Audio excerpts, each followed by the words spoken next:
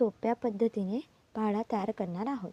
बघा, तर आपण सुरुवातीला 16 ह्या पाढा बघूया, बरोबर. मग आता बघा आपण काय करणार आहोत, दोन संख्या आहेत 1 आणि 6.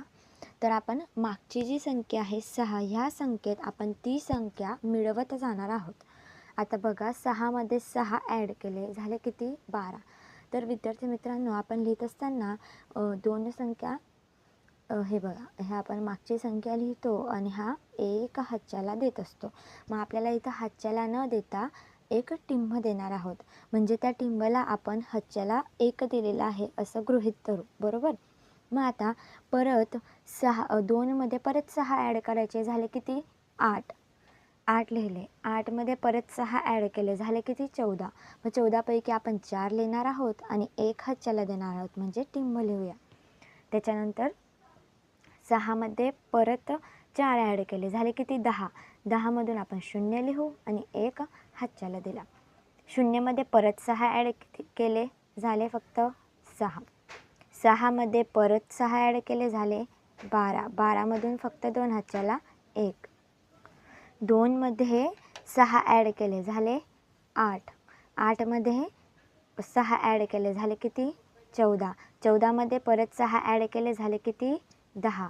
10शी 0 हातच्याला 1 आणि हा 14चा 1 पण हातच्याला दिला, बरोबर.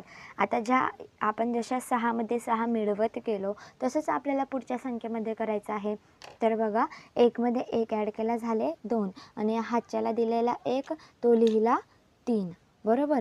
3 मध्ये 1 ॲड केला. बघा आता इथं टिंब दिलेला नाही आहे, म्हणजे इथं हातच्याला दिलेला नाही आहे, म्हणून फक्त इथं 1च ॲड करायचा.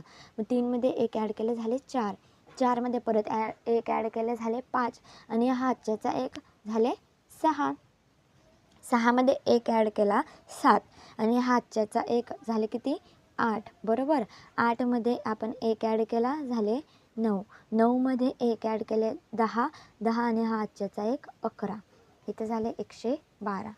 त्याच्यानंतर 11 मध्ये आपण परत 1 ॲड करू झाले 12. 12 मध्ये अजून 1 ॲड करू 13. 13 आणि हा 1 झाले 14. 14 आणि 1 15. 15 आणि हातच्याचा 1 झाले 16. तर अशा पद्धतीने आपण सोप्यात सोप्या पद्धतीने कितीही मोठी संख्या असली तरी 2 ते 3 मिनिटात आपण पाढा तयार करू शकतो. आपण नेक्स्ट व्हिडिओमध्ये यापेक्षा मोठी संख्या असलेली, जसे की 35 असेल, 42 असेल, 76 असेल, अशा मोठमोठ्या संख्यांचे पाढे आपण कशा पद्धतीने काढू हे आपण नेक्स्ट व्हिडिओमध्ये बघणार आहोत. विद्यार्थी मित्रांनो, तुम्हाला व्हिडिओ आवडला असल्यास लाईक